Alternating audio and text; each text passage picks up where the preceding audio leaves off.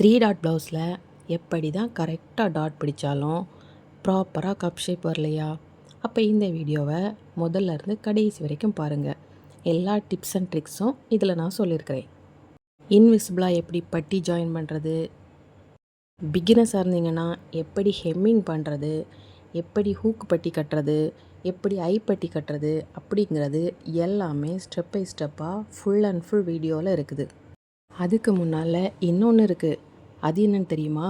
இதுக்கு முன்னாடியே எப்படி மெஷர்மெண்ட் எடுக்கிறது, எப்படி பேட்டர்ன் மேக் பண்ணுறது, எப்படி கட்டிங் பண்ணுறது, எப்படி ஸ்டிச்சிங் பண்ணுறது எல்லாமே ஒவ்வொரு வீடியோவாக சொல்லியிருக்கிறேன். மறக்காமல் அந்த வீடியோ எல்லாத்தையும் பார்த்துட்டு கடைசியாக இந்த ஸ்டிச்சிங் வீடியோ பாருங்கள். அப்போ தான் உங்களுக்கு புரியும். அந்த வீடியோ எல்லாமே யூடியூப் சேனலில் 1 by 1 அப்லோட் பண்ணியிருக்கிறேன். பார்க்காதவங்க அதை முதல்ல பார்த்துட்டு வந்து இந்த வீடியோ பாருங்கள். ஓகே, இப்போ நம்ம வீடியோக்குள்ளே போகலாம். இப்போ பார்த்தீங்கன்னா நம்ம ஆல்ரெடி ட்ரேஸ் பண்ணி வச்சுருக்கிறோம். மெயின் பீஸையும் லைனிங் பீஸையும் சேர்த்து பின் பண்ணி வச்சுருக்கிறனால நம்மளுக்கு தைக்கிறதுக்கு எவ்வளோ ஈஸியாக இருக்குது பார்த்தீங்களா? அந்த பின்னை மட்டும் உருவிட்டு அப்படியே அந்த ட்ரேசிங் வீல் பட்டிருக்கோம்ல, அதே இடத்துக்கு மேலே அப்படியே தைக்க வேண்டியது தான். இதில் எந்த வீடியோவும் கட் பண்ணலை, எதையுமே மறைக்கலை. ஃபுல் அண்ட் ஃபுல் ஃபஸ்ட்லேருந்து லாஸ்ட் வரைக்கும் ஃபுல்லாக வீடியோ போகிறனால கொஞ்சம் லெங்க்த்தியாகவே தான் இருக்கும். கொஞ்சம் பொறுமையாக பாருங்கள், கண்டிப்பாக உங்களுக்கு புரியும். இதுக்கு முன்னாடி உள்ள வீடியோஸும் நீங்கள் பார்த்து அதே போல் ப்ராப்பராக நீங்கள் பேட்டர்ன் போட்டு ட்ரேஸ் பண்ணி கட் பண்ணியிருந்தீங்கன்னா இதே போல் உங்களுக்கும் கப் ஷேப்லாம் கரெக்டாக கிளியராக வரும். இந்த ஒரு பேட்டர்ன் ப்ளவுஸை வச்சே, இந்த ஒரு பேட்டர்னை வச்சே இதுக்கப்புறமா வரக்கூடிய நிறைய ப்ளவுசஸ் வந்து நீங்கள் அப்படியே தைக்கலாம். இது உங்களுக்காக இருந்ததுன்னா இதை அப்படியே மெயின்டைன் பண்ணுங்கள். இது வேறு யாராவது உங்ககிட்ட ஆர்டர் தந்தாங்கன்னு வச்சுக்கோங்க, அவங்க நேம்லாம் எழுதி அதில் மார்க் பண்ணி வச்சுக்கோங்க. ஏன்னா அவங்க அதுக்கு அடுத்தது தரக்கூடிய எல்லா ப்ளவுஸையுமே அதே போல் வச்சு தைக்கலாம். சப்போஸ் நீங்கள் தைச்சதில் ஏதாவது சின்ன சின்ன கரெக்ஷன், நெக்கு கொஞ்சம் பெருசாக இருக்குது, நெக்கு கொஞ்சம் சின்னதாக இருக்குது, கை கொஞ்சம் ஷார்ட்டாக இருக்குது, கொஞ்சம் லெங்க்த்தியாக இருக்குது அப்படின்னு சொன்னாங்கன்னா நம்ம அந்த பேட்டர்ன் பேப்பர்லையே எக்ஸ்ட்ரா பேப்பர் வந்து வச்சு அதில் கட் பண்ணி அதை ஒட்டி வச்சுக்கலாம். ஸோ நம்மளுக்கு வந்து ப்ராப்பராக லைஃப் லாங் இதே போல் மெயின்டைன் பண்ணோன்னா நம்மளுக்கு ஸ்டிச்சிங் வந்து ரொம்பவே ஈஸியாக இருக்கும். ரொம்ப நிறையா பேசுகிறேன்னு நினைக்காதீங்க. ஆல்ரெடி இதில் வந்து நம்ம ட்ரேஸ் பண்ணுறது அப்படி அப்படியே தைக்க வேண்டியதுதான். அதையே நான் திரும்ப திரும்ப எக்ஸ்பிளைன் பண்ணேன்னா உங்களுக்கு போர் அடிக்கும் அப்படிங்கிறதுக்காகவும் இல்லாமல் வீடியோ வந்து ரொம்ப மியூட்டில் போனாலும் நல்லா இருக்காதே அப்படிங்கிறதுக்காக பேசிகிட்டு இருக்கிறேன். உங்களுக்கு டிஸ்டர்பன்ஸாக இருந்தால் மியூட்டில் போட்டு வேணாலும் நீங்கள் இதை கற்றுக்கோங்க. ஆனால் கற்றுக்கிறது மட்டும்தான் முக்கியம். ஆனால் நீங்கள் வீடியோ பார்க்குற இன்ட்ரெஸ்ட்டில் இதுக்கு முன்னாடி உள்ள எதையுமே பார்க்காம, அது எதையுமே செய்யாமல் இதை மட்டும் பார்த்தீங்கன்னா வீடியோ பார்க்குறதுக்கு இன்ட்ரெஸ்ட்டாக இருக்கும். நாளைக்கு இதை நம்ம செய்யலாம் அப்படின்னு மனசில் தோணும். ஆனால் அதை நம்ம செய்யாமல் விட்டோம்னா நமக்கு தான் லாஸ். ஏன்னா இதுக்கப்புறம் மறந்து போயிடும். எந்த விஷயத்தையும் நினைக்கிறத உடனடியாக அதை செய்து பழகணும். அப்படின்னா தான் நம்மளால் எதையுமே சாதிக்க முடியும். இது வரைக்கும் நீங்கள் வீடியோவில் காட்டினது மாதிரியே நீங்கள் வந்து எல்லாமே தச்சு ஜாயின் பண்ணியிருப்பீங்க. இதுக்கப்புறமா பேக் சைடு முதுகு பக்கத்தில் கீழ்ப்பக்கம் ஆல்ரெடி பார்டர் இருக்கிறதுனால லைனிங் பீஸை நம்ம எக்ஸ்ட்ரா வச்சுருக்கோம். அந்த எக்ஸ்ட்ரா பீஸை நம்ம எப்படி ஜாயின் பண்ணணுங்கிறத இதில் இப்போ பாருங்கள். லைனிங் கிளாத்தை உள்பக்கமாக மடக்கி வைக்கணும். ஏன்னா நம்ம 2 தடவை மடக்கணுன்னா அது வெளிப்பக்கம் பிசுறு தெரியும். அப்படி இல்லாமல் இருக்கிறதுக்காக அந்த லைனிங் கிளாத்தை பார்டர் பக்கம் உள்பக்கமாக நான் வந்து மடக்கி வச்சுருக்கிறேன். ஸோ வெளிப்பக்கமாகவும் தெரியாது, உள்பக்கமாகவும் நம்மளுக்கு மடக்குனது தெரியாது. பார்டர் வந்து எந்த எட்ஜில் கரெக்டாக முடியுதோ அதே இடத்துல தையல் போட்டிங்கன்னா வெளியிலேருந்து பார்க்கறதுக்கு ரொம்பவே நீட்டாக இருக்கும். இதே துணியை நீங்கள் மடக்கி வச்சு தைச்சிங்கன்னா அது முதுகு பக்கத்தில் கொஞ்சம் அழுத்துற மாதிரி இருக்கும்.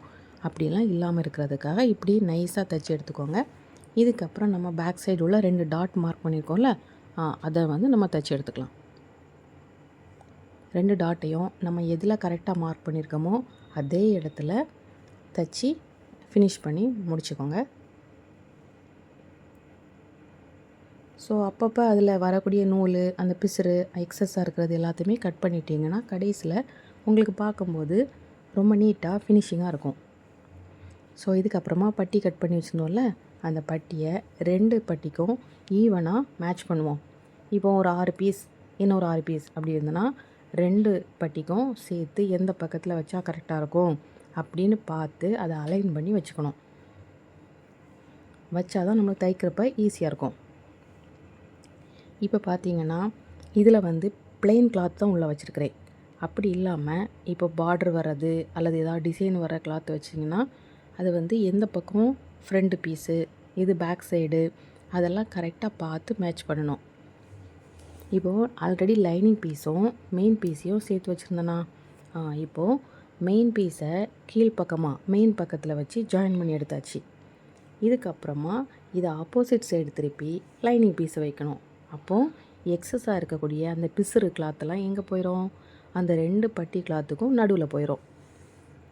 அப்போது நம்மளுக்கு ரொம்ப நேரம் ப்ளவுஸ் போட்டிருக்கும்போது அந்த அழுத்துற மாதிரி அந்த ஃபீல் வந்து இருக்காது. ஸோ அதுக்காக தான் இந்த மாதிரி ஒரு மெத்தடு ஃபாலோ பண்ணுறேன். நீங்களும் பிகினர்ஸாக இருந்தீங்கன்னா முதல்ல இதை வந்து தச்சு பழகிட்டிங்கன்னா போக போக உங்களுக்கும் இது வந்து ஈஸியாக முடிஞ்சிடும். இப்போ பார்த்தீங்கன்னா உள்பக்கமாகவும் பிசுறு தெரியலை, வெளிப்பக்கமாகவும் பிசுறு தெரியலை. ஸோ இதுக்கு மேலே ஒரு பதிச்சு ஒரு தையல் போட்டுக்கலாம்.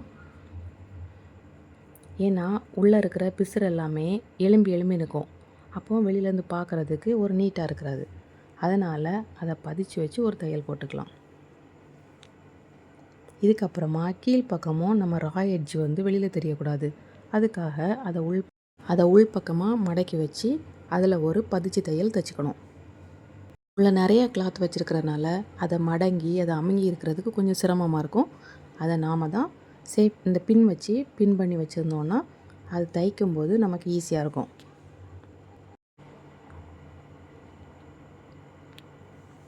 இப்போது இதையும் தைச்சி முடிச்சாச்சா?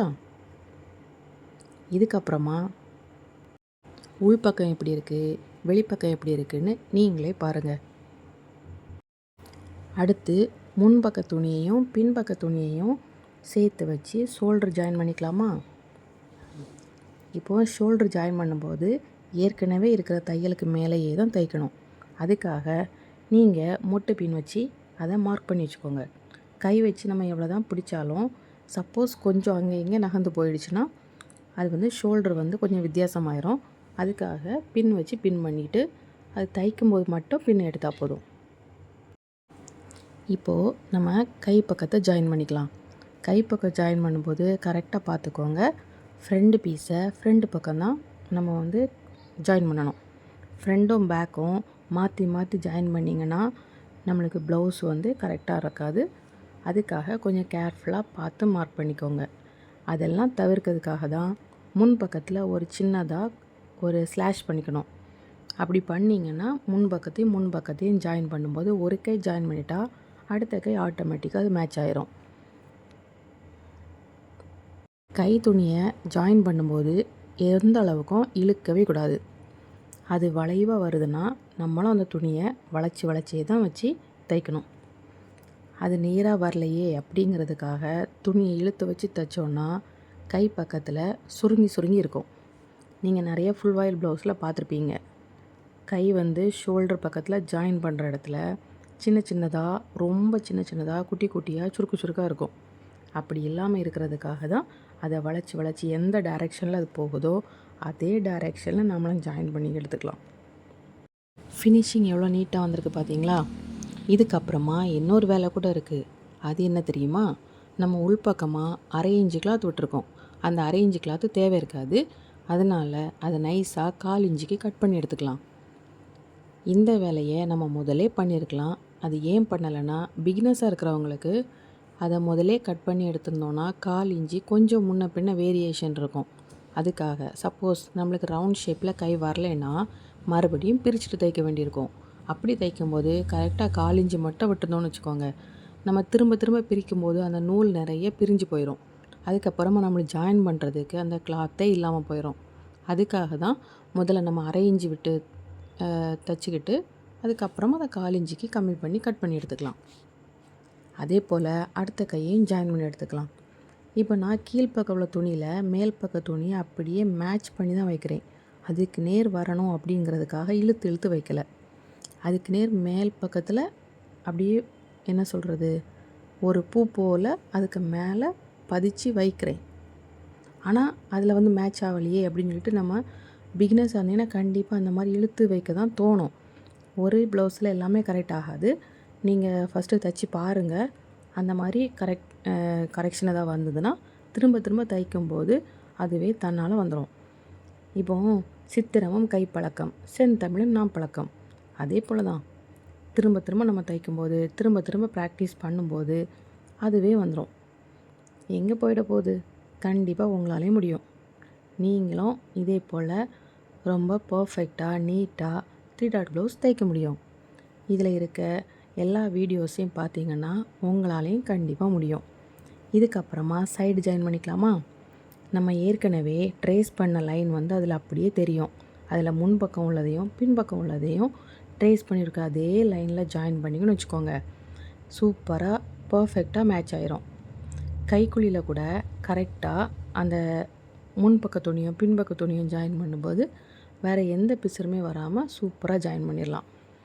இதுக்கப்புறமா எக்ஸஸாக சிலவங்க வந்து லூஸாக இருக்குது, இல்லை டைட்டாக இருக்குது, அல்லது இன்னும் கொஞ்ச நாளில் நான் இன்னும் கொஞ்சம் வெயிட் போட்டுருவேன் அப்படின்னா அதை வந்து ப்ளவுஸை வந்து பிரித்து விடுவாங்க. அதுக்கேற்ற மாதிரி எக்ஸஸாக கூட 2 அல்லது 3 தையல் போட்டுக்கலாம். சிலர் வந்து இதை விட இன்னும் கொஞ்சம் டைட்டாக வேணும் அப்படிம்பாங்க. ரொம்ப டைட்டாக போடுறவங்களுக்கு அப்போது எக்ஸஸாக உள்பக்கமாக இன்னொரு தையல் ஸ்டிச்சிங் போட்டு கொடுக்கலாம். ஏன்னா தேவைப்படுற அளவுக்கு அவங்களே இதை பிரித்து எடுத்துப்பாங்க. இதுக்கப்புறமா கிராஸ் பீஸ் ஜாயின் பண்ணிக்கலாமா? நம்ம ஆல்ரெடி கிராஸாக ஒரு கட் பண்ணி வச்சுனால ஒரு 4 பீஸ். அந்த கிராஸ் பீஸை ஃப்ரண்ட் அண்ட் பேக் பார்த்து இப்படி ஜாயின் பண்ணி எடுத்துக்கணும். இப்போ எல்லா பீஸையும் ஜாயின் பண்ணி எடுத்ததுக்கப்புறமா அதை நம்ம எப்படி வைக்கிறதுன்னு அடுத்து பார்க்கலாம். உங்களுக்கு புரிகிறதுக்காக தான் இந்த பீஸை வந்து நான் எப்படி வைக்கிறேன் அப்படிங்கிறத கொஞ்சம் ஸ்லோவாகவே ஓட விட்டுருக்கிறேன். ஃபஸ்ட்டே நம்ம பின் பண்ணி வச்சிட்டோம்னா எந்த பீஸும் அப்படின்னு சொல்லிட்டு நம்மளுக்கு கன்ஃபியூஷன் இருக்காது. அதுக்காக தான் பின் பண்ணி வச்சுருக்கிறேன். இப்போ பார்த்தீங்கன்னா இதில் துண்டு போட்டது மாதிரி தான் தெரியும், ஆனால் பீஸ் வந்து நேரே தான் இருக்கும். இதுக்கப்புறம் நம்ம வந்து ஆல்ரெடி ஷோல்டர் பக்கத்தில் அந்த கழுத்து பக்கத்தில் வந்து 1/2 இன்ச்சு கிளாத் விட்டுருக்கோம். நம்ம 1/2 இன்ச்சு கிளாத் விட்டு அதில் பயாஸ் வச்சு அந்த பயாஸ் ஸ்ட்ரிப் இப்போ நம்ம கிராஸ் கட்டிங்கில் கட் பண்ணோம்ல அதை நம்ம வச்சு தைச்சோன்னா ரொம்ப வீதியாக வந்துடும். அதனால் அதை ஒரு 1/4 இன்ச்சுக்கு கட் பண்ணி எடுத்துட்டு இதுக்கு முன்னாடி நம்ம கை எப்படி ஜாயின் பண்ணோம், இழுக்காமல் தைக்கணும்னு சொன்னேன்ல, அதே மெத்தடில் இந்த பீஸையும் இழுக்காமல் அதுக்கு மேலேயே வச்சு ஜாயின் பண்ணிக்கணும். இப்போ நான் எப்படி வச்சுருக்கிறேன், நல்ல பக்கத்தில் இது கிராஸ் பீஸை வச்சுருக்கிறேன். இப்போ உள்பக்கமாக தையல் போடுறேன். ஏன்னா உள்பக்கத்தில் ஆல்ரெடி தையல் வந்து எதில் வரணும் அப்படின்னு ஒரு லைன் இருக்குல்ல, அதே லைனுக்கு மேலே நம்ம மார்க் பண்ணி அதே இதில் லைனில் தைச்சிட்டு வரும்போது நம்மளுக்கு ஈஸியாக இருக்கும். இதுக்கப்புறமா நம்ம யூனக் வச்சுருக்கோம் அப்படி தானே, அப்போ அது வளையணும்ல, அந்த வளையிறதுக்காக தான் இதே போல் சின்ன சின்னதாக ஸ்லாஷ் பண்ணிக்கணும்.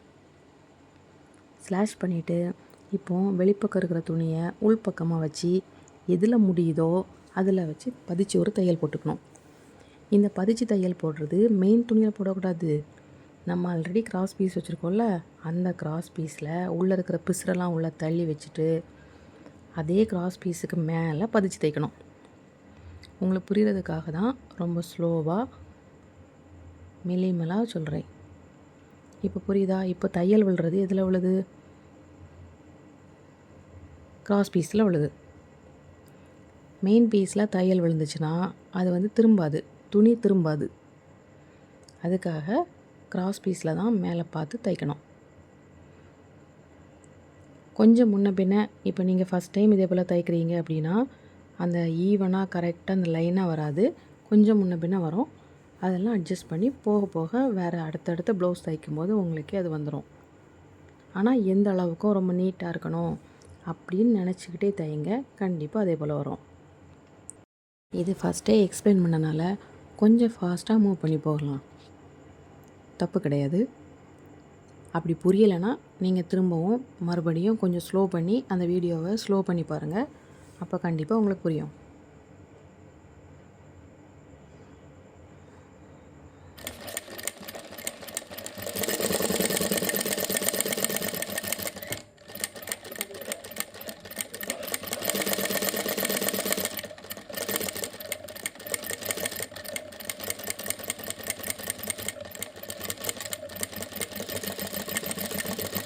இதுக்கப்புறம் எக்ஸஸாக உள்ள பீஸை கட் பண்ணி எடுத்துக்கலாம். அந்த பீஸை அப்படியே வச்சு நம்ம ஹெம்மிங் பண்ணோன்னா ஹெம்மிங் வந்து ரொம்ப பெருசாக தெரியும். அதுக்காக அந்த எக்ஸஸாக இருக்கிற கிளாத் எல்லாத்தையும் கட் பண்ணி எடுத்துகிட்டு அதுக்கப்புறமா ஹெம்மிங் பண்ணிக்கலாம்.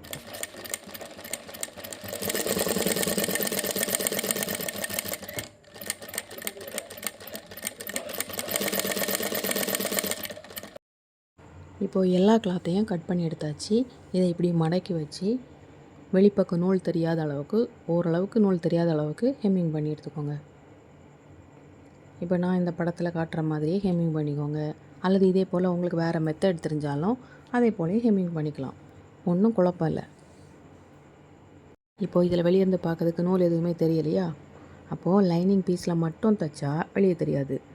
இப்போது ஃபுல் வாயில் இருந்தால் லைனிங்கில் தைக்க முடியாதுல்ல, அப்போது லைட்டாக வெளியே தெரியும். அப்படியே தெரிஞ்சாலும் ஏதாவது ஒரே ஒரு நூலில் தான் அந்த நீடில் வந்து தெரிகிற மாதிரி வைக்கணும். அதுதான் பர்ஃபெக்டாக தைக்கிறதுக்குள்ள அழகு.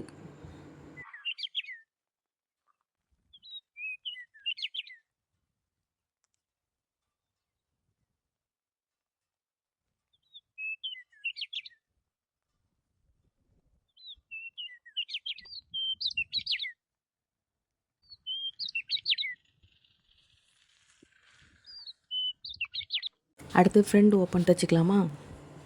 ஃப்ரண்ட் ஓப்பனில் ஃபஸ்ட்டு கொக்கி பட்டி தைக்கலாம். ஹூக்கு பட்டி தைக்கிறதுக்கு 2 இன்ச்சில் 2 கிளாத்து வேணும். அந்த 2 கிளாத்தில் ஒரு கிளாத்தை 1/2 இன்ச்சுக்கு மடக்கி அதை ஃபஸ்ட்டு மடக்கி வச்சு அதுக்கு மேலே பதிச்சு தையல் போட்டுக்கலாம். பதிச்சு தையல் போடுறதுனா அந்த ஓரத்தில் அடிக்கிறது தான். இப்படி ஓரமாக தைச்சிக்கலாம். இதுக்கப்புறம் அடுத்த இன்னொரு பீஸ் இருக்குல்ல, அதையும் அதே போல் 1/2 இன்ச்சு மடக்கி இதுக்கு மேலே வச்சு கொஞ்சம் தள்ளி வச்சு ஒரு தையல் போட்டுக்கலாம், கொஞ்சம் பெருசாக. ஏன்னா இது வந்து நம்ம கொக்கி தைச்சதுக்கப்புறமா இந்த தையலை வந்து உருவினா தான் அதில் உள்ளோட கொக்கியை வந்து உள்ளே நுழைச்சி எடுக்க முடியும். இப்போது பிகினர்ஸாக இருக்கிறவங்களுக்கு ஈவனாக அந்த லைனாக கரெக்டாக தைக்க வராது. ஸோ அதுக்காக அப்படி ஒரு தையல் போட்டிருக்கேன். இப்போ நம்மளுக்கு எதுலலாம் கொக்கி வேணுமோ அந்த இடத்துலலாம் நண்டு காலை திருப்பி இதே போல் ஒரு 2 ஓடை மாதிரி ஒரு கால்வாக்கு 2 பக்கம் இருக்கும்ல, அதே போல் ஒரு தையல் போட்டு எடுத்துக்கணும். அப்படி எத்தனை கொக்கி வைப்பீங்களோ அத்தனை கொக்கிக்கும். மெயினாக பட்டி ஜாயின் பண்ணுற இடத்துல ஒரு கொக்கி வரணும். அப்புறம் கீழ்ப்பக்கம் ஒரு கொக்கி வரணும். அந்த சென்டரில் ஒரு டாட் வருதில்ல, அந்த டாட் பக்கத்தில் ஒரு கொக்கி வரணும். அதுக்கு அடுத்து மேல் பக்கத்தில் ஒரு கொக்கி வரணும். அதுக்கு இடையில உள்ள இடத்துலலாம் எவ்வளோ கேப் இருக்கோ அந்த கேப்பை பொறுத்து நீங்கள் இடையில ஒரு கொக்கி வச்சுக்கலாம். இப்போது நான் இதில் 6 கொக்கி கிட்ட வச்சுருக்கேன். ஸோ இது எல்லாத்தையுமே இந்த நண்டு காலை திருப்பி அந்த ஓடை மாதிரி வச்சு தைச்சிக்கலாம். ஏன்னா அந்த சின்ன கேப் வழியாக தான் அந்த ஹூக்கை வந்து அது வழியாக திருப்பி எடுக்க போகிறோம். இதுக்கு முந்தியெல்லாம் எப்படி தைப்பாங்கன்னா அந்த ஹூக்கை மேலே வச்சு எல்லா பக்கமும் ஸ்டிச் போடுவாங்க, தையல் போடுவாங்க. சிலது வந்து பிளாங்கெட் ஸ்டிச் போடுவாங்க, சிலது சும்மாவே அதில் அட்டாச் பண்ணி வைக்கணுங்கிறதுக்காக தைப்பாங்க. இந்த மெத்தடு கொஞ்சம் வித்தியாசமாக நல்லா இருக்கிறதுனால நாமளும் அதையே ஃபாலோ பண்ணலாம். இப்போது ஹூக் வைக்கலாமா? இப்போது நம்ம வந்து ஹூக் வந்து அப்படியே வைக்க முடியாது. ஏன்னா அதோடய வாய்ப்பக்கம் வந்து சின்னதாக இருக்கும். அதனால் அதுக்கு இடையில இந்த மாதிரி ஸ்க்ரூ ட்ரைவரோ அல்லது சின்ன நைஃப் மாதிரி ஏதாவது வச்சு அந்த வாய்ப்பக்கத்தை விரித்து வச்சுக்கணும். அப்போ தான் அது உள்ளே நுழையும். இப்போது பார்த்திங்கன்னா அந்த இடையில ஒரு தையல் போட்டிருந்தோம்ல, அந்த தையலை பிரித்து எடுத்துக்கலாம். ஏன்னா நம்ம ஹூக் வைக்கிறப்ப அது இடைஞ்சலாக இருக்கும். அது இருக்கிறப்ப ஹூக் வந்து நம்மளால் வைக்க முடியாது. அதெல்லாம் எடுத்ததுக்கப்புறமா 2 பீஸ் ஜாயின் பண்ணியிருக்கோமா, அந்த 2 பீஸுக்கு நடுவில் கேப் வரும். அந்த கேப் வழியாக தான் நம்ம இந்த ஹூக்கை வந்து உள்ளே வச்சு திருப்ப போகிறோம். இந்த 1 வச்சு திருப்பிட்டேன். இதுக்கு அடுத்ததை பாருங்கள், அந்த 2 கிளாத்துக்கு நடுவில் மடக்கி வச்சுருப்போம்ல, அதுக்கும் நடுப்பக்கத்தோட அந்த 2 தையல் விட்ருக்கோம்ல, அந்த தையலுக்கு நடுவோட இந்த ஹூக் வந்து வர மாதிரி வச்சு திருப்பி எடுத்துக்கணும். இதே போல் நீங்கள் எத்தனை ஹூக் வச்சுருக்கீங்களோ அத்தனை ஹூக்கையும் இதே போல் திருப்பி எடுத்துக்கோங்க. திருப்பி எடுத்ததுக்கப்புறமா எக்ஸஸாக இருக்கிற கிளாத்தை மேல் பக்கமும் கீழ்ப்பக்கமும் இருக்கிற கிளாத்தை மடக்கி வச்சுட்டு இந்த இதெல்லாம் இழுத்து நீவி விட்டுக்கணும். பேக் சைடாக வச்சு திருப்பி இந்த பக்கம் ஒரு பதிச்சு தையல் போட்டுக்கணும். அப்போ நீட்டாக ஃபினிஷிங்காக சூப்பராக வந்துடும். இப்போ பார்த்தீங்களா, இதில் வச்சு தையல் போட்டுக்கலாம். இப்போது ஹூக்கில் வேறு எந்த இடமுமே வெளிப்பக்கம் தெரியாது. கொக்கி மாட்டுற அந்த போர்ஷன் மட்டும்தான் தெரியும். ஸோ பார்க்குறதுக்கும் நீட்டாக இருக்கும். இப்போது ரெடிமேட் ப்ளவுஸ்லலாம் இந்த மாதிரி தான் இருக்கும். அது எப்படி தைச்சிருப்பாங்க அப்படின்னு உங்களுக்கு நிறைய நாள் டவுட் இருந்திருக்கும், அப்படி தானே? இதே மெத்தடில் தைச்சி பாருங்கள். நீங்களும் பொட்டிக் ஃபினிஷ்லேயோ ரெடிமேட் மெத்தட்லேயோ எப்படி வேணாலும் நாமளும் தைக்கலாம். இப்போ வெளிப்பக்கம் பார்த்தாலும் ஃபினிஷிங்காக இருக்கா? இதுக்கப்புறமா ஐப்பட்டி தைக்கிறது பார்த்துக்கலாமா? ஐப்பட்டி தைக்கிறதுக்கு நம்ம ஒரு 4 இன்ச்சில் கிளாத் வச்சுருக்கோமா, அந்த கிளாத்தை மெயின் பீஸில் வைக்கணும். உள்பக்கமானா நம்மளுக்கு தையல் ட்ரேஸ் பண்ணியிருக்க தெரியும்ல, நமக்கு ட்ரேஸ் பண்ணுறதுக்கு தெரியணும். அதுக்காக கீழ்ப்பக்கத்தில் வச்சு ட்ரேஸ் பண்ணது மேல் பக்கம் தையல் விழுற மாதிரி தைச்சிக்கலாம். இதுக்கப்புறமா 2 பக்கம் பிசுறு கிளாத்தையும் உள்பக்கமாக மடக்கி வச்சு அந்த ரா எட்ஜஸ்லாம் உள்ளே போகிற மாதிரி அந்த லாஸ்ட்டு எண்டையும் இந்த ஃபஸ்ட்டு எண்டையும் மடக்கி வச்சு தைக்கணும். ஒரு வாட்டியில் 2 வாட்டி மடக்கணும். அப்படி வைக்கும்போது தான் அந்த ஐப்பட்டி கொஞ்சம் ஸ்ட்ராங்காக ஸ்டிஃபாக இருக்கும். இல்லைன்னா மடங்கி சுருண்டு போகிற மாதிரி வரும். இப்படியே பதிச்சு 2-3 தையல் போட்டுக்கலாம். அப்போ தான் பார்க்குறதுக்கு நீட்டாக ஃபினிஷிங்காக இருக்கும். இப்போ ஒரு தையல் போட்டாச்சு. இதுக்கப்புறமா இன்னொரு தையல், அதுக்கடுத்து அடுத்து ஒரு தையல். அப்படி போட்டிங்கன்னா அப்படி பதிஞ்சிருக்கும். இல்லைன்னா கொக்கி போட்டுற இடம் கொஞ்சம் தூக்குனாப்பில் கொஞ்சம் மேடாக இருக்கும். அது நம்மளுக்கு சாரீக்குள்ளே தெரியும் போது கொஞ்சம் அன்கம்ஃபர்டபுளாக கொஞ்சம் மேலே எலும்புனாப்பில் இருக்கும் அந்த பட்டி. ஸோ இப்போது நம்ம ப்ளவுஸ் கொக்கி வச்சாச்சு. இப்போ கொக்கி மாட்டுறதுக்கு ஐப்பட்டி தைக்கணும். ஆல்ரெடி இதுக்கு முன்னாடி உள்ள நிறைய ப்ளவுசஸ்லலாம் வி மாதிரி அவங்கள டெய்லர் தைச்சி தருவாங்க, அப்படி தானே?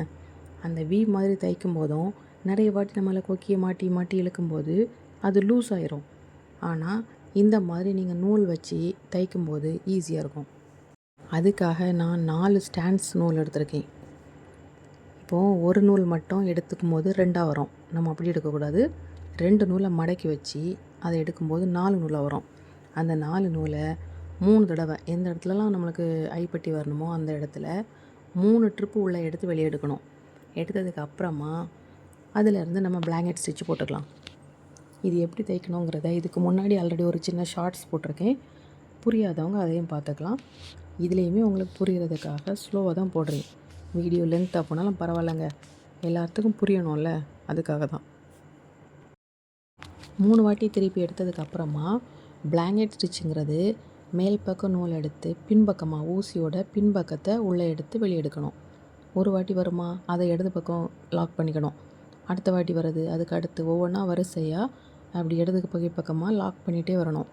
லாக் பண்ணி முடித்ததுக்கப்புறமா கடைசியாக நீங்கள் பார்த்தீங்கன்னா ஐப்பட்டி ரெடி ஆயிரும். இது எப்போவுமே ஸ்டிஃபாக இருக்கும். நம்ம கொக்கி எத்தனை தடவை மாட்டி எத்தனை தடவை கலத்துனாலும் அது சீக்கிரமாக டேமேஜ் ஆகாது. பார்க்கவும் நீட்டாக இருக்கும். இதுக்கப்புறமா நீங்கள் தைக்கிற எல்லா ப்ளவுஸ்லேயும் இதே போல் ஐப்பட்டி தைச்சி பாருங்கள், உங்களுக்கும் பிடிக்கும். எவ்வளோ நீட்டாக இருக்குது பாருங்கள். ஒவ்வொரு ஐயும் எவ்வளோ தனியாக கிளியராக தெரியுதா? ஸோ இதுக்கப்புறம் நம்ம ப்ளவுஸை முடித்தாச்சு. இப்படியே நம்ம கஸ்டமர்கிட்ட கொடுத்தோம்னாலும் ஓகே தான். பட் ஆனால் இருந்தாலும் ஒரு அன்கம்ஃபர்டபுள் இருக்கும். என்னன்னு கேட்குறீங்களா? சைடில் நம்ம ஓவர்லாக் பண்ணலைன்னா பட்டு கிளாத்துலாம் பிரிஞ்சு போயிடும். அந்த கை ஜாயின் பண்ணுற இடத்துலையும் அந்த கிளாத்து பிரிஞ்சு நூலெல்லாம் உள்ளே தூங்குற மாதிரி இருக்கும். அதுக்காக உங்ககிட்ட ஓவர்லாக் மிஷின் இருந்தால் ஓவர்லாக் பண்ணுங்கள். அல்லது வெளியில் கடையில் கொடுத்தாலும் அவங்க ஓவர்லாக் பண்ணி தருவாங்க. அப்படியும் இல்லை, உங்களால் தான் செய்யணும் அப்படின்னு தோணுச்சுன்னா இதே போல் நாமளே ஓவர்லாக் பண்ணிக்கலாம். என்ன, 2 பக்கம் சைடுக்கு ஓவர்லாக் அடிக்கணும், அவ்வளோதானே? அது போக கையை சுற்றியும் ஓவர்லாக் பண்ணணும். அது என்ன, ஒரு 10-15 நிமிஷத்தில் பண்ணிடலாங்க. நம்ம ஃபஸ்ட் டைம் பண்ணும்போது கொஞ்சம் கஷ்டமாக இருக்கிற மாதிரி இருக்கும். அப்புறம் போக போக அதுவே பழகிடும். ரொம்ப ஈஸியாக பிளாங்கெட் ஸ்டிச்சு போட்டு முடிச்சிடலாம். இப்போ பார்த்தீங்கன்னா எவ்வளோ கரெக்டாக மிஷினில் தைக்கிற மாதிரியே சூப்பராக வந்திருக்கா? இதே டெக்னிக்கை நீங்களும் ஃபாலோ பண்ணுங்கள். ஸோ நம்ம இப்போ ஆர்டர் முடித்தாச்சு. ப்ளவுஸும் ஃபிட்டிங்காக தைச்சி முடித்தாச்சு. கஸ்டமர் போட்டு பார்த்துட்டு அவங்களும் பயங்கர ஹாப்பி. ஸோ உங்களுக்கும் நீங்கள் தைக்கலாம், வெளியில் யாருக்காவது கேட்டாலும் தைச்சும் கொடுக்கலாம். ஸோ நம்மளுக்கு லைஃப் டைம் என்னது தூண்டில் கிடச்சாச்சு. ஏன்னா எல்லாருமே ப்ளவுஸ் போடுவாங்க, எல்லாருமே சுடிதார் போடுவாங்க. நம்மளுக்கு எப்போவுமே கை கொடுக்குறது ப்ளவுஸும் சுடிதார் மட்டும்தான். அதனால் அதை வச்சே எவ்வளோ பேரோ நிறைய பிஸ்னஸ் பண்ணி டெவலப் பண்ணியிருக்காங்க. ஸோ நீங்களும் அதே போல் பண்ணுறதுக்காக என்னோட பெரிய மனமார்ந்த வாழ்த்துக்கள். தேங்க்ஸ் ஃபார் வாட்சிங்.